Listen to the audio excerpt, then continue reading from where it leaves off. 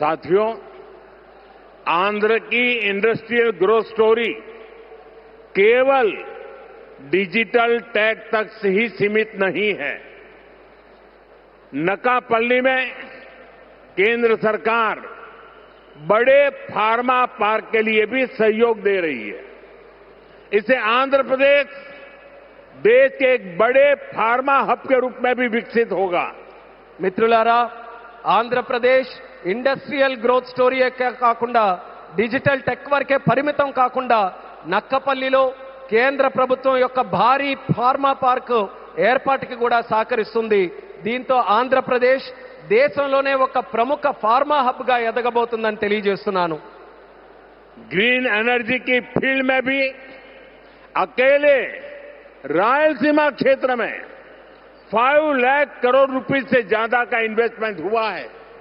मैं आज आंध्र प्रदेश के आप सभी लोगों को फिर विश्वास दिलाता हूं, हमारी सरकार ऐसी हर संभावनाओं को साकार करने के लिए दिन रात ये डबल इंजन सरकार काम करती रहेगी।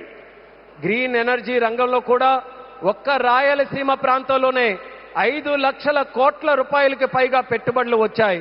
ఈ రోజు ఆంధ్రప్రదేశ్ ప్రజలందరికీ నేను మరోసారి హామీ ఇస్తున్నాను, ఇలాంటి ప్రతి అవకాశాన్ని నిజం చేయడానికి, ఆ కలని సాకారం చేయడానికి మా ప్రభుత్వం, ఈ డబుల్ ఇంజిన్ ప్రభుత్వం రాత్రి ప్రగలు కృషి చేస్తూనే ఉంటుందని తెలియజేస్తున్నాను. साथियों, आज आंध्र प्रदेश में हर सेक्टर में किस स्पीड से काम हो रहा है, इसका अंदाजा आप इस बात से लगा सकते हैं कि पिछले 3 यात्राओं में ही मैंने 2 लाख करोड़ रुपए के प्रोजेक्ट का शुभारंभ यहां किया है। మిత్రులారా, ఈ రోజు ఆంధ్రప్రదేశ్లో ప్రతి రంగంలో ఎంత వేగంగా అభివృద్ధి జరుగుతుందో మనం ఒక్కసారి అంచనా వేయాలనంటే ఈ ఒక్క విషయం గమనించండి. నా గత 3 పర్యటనల్లో 2 లక్షల కోట్ల విలువైన ప్రాజెక్టులు, కోట్ల రూపాయల విలువైన ప్రాజెక్టులు నేను ఇక్కడే ప్రారంభించానని తెలియజేస్తున్నాను.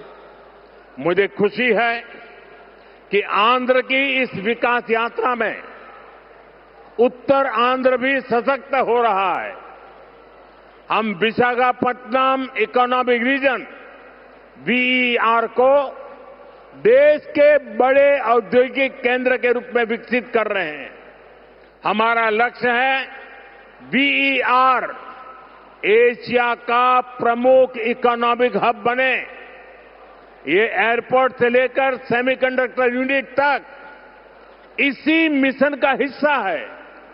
ఈ అభివృద్ధి ప్రయాణంలో ఉత్తరాంధ్ర కూడా మరింత బలోపేతం అవుతున్నందుకు నాకెంతో ఆనందంగా ఉంది.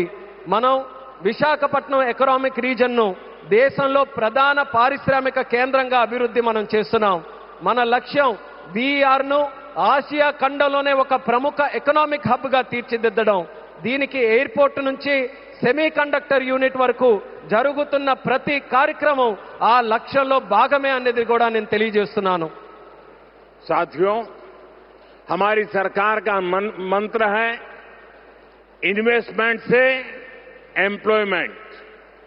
इसलिए सरकार ने अपनी तरफ से भी इन्वेस्टमेंट बढ़ाया है और हम प्राइवेट सेक्टर को भी इन्वेस्टमेंट के लिए प्रेरित कर रहे हैं। आप भी जानते हैं, जब इन्वेस्टमेंट बढ़ता है तो मैन्युफैक्चरिंग बढ़ती है, मैन्युफैक्चरिंग बढ़ती है तो एक्सपोर्ट बढ़ता है, एक्सपोर्ट बढ़ता है तो रोजगार के नए अवसर बनते हैं और रोजगार बढ़ता है तो लोगों की आमदनी बढ़ती है, परिवारों की जिंदगी बेहतर होती है और आंध्र प्रदेश में हम यही होते देख रहे हैं। మిత్రులారా, మా ప్రభుత్వం తాలూకా మంత్రం పెట్టుబడి నుంచి ఉపాధి వరకు. అందుకే ప్రభుత్వం తన వంతుగా కూడా పెట్టుబడులు పెంచుకుంటూ పోతుంది. అదే సమయంలో ప్రైవేట్ సెక్టర్ తాలూకా పెట్టుబడులు కూడా వాళ్ళు ఇంకా ఎక్కువగా పెట్టేలా ప్రోత్సహిస్తుంది. మీ అందరికీ తెలుసు, పెట్టుబడులు పెరిగితే తయారీ రంగం పెరుగుతుంది, తయారీ రంగం పెరిగితే ఎగుమతులు పెరుగుతాయి, ఎగుమతులు పెరిగితే కొత్త ఉద్యోగ అవకాశాలు పెరుగుతాయి, ఈ కొత్త ఉద్యోగ అవకాశాలు పెరిగితే ప్రజల తాలూకా ఆదాయం పెరుగుతుంది. ఆ పెరిగినప్పుడు కుటుంబం తాలూకా జీవితాలు మరింత మెరుగుపడతాయి. ఈ రోజు మన ఆంధ్రప్రదేశ్లో ఈ మార్పుని మనం కల్లారా చూస్తున్నాం.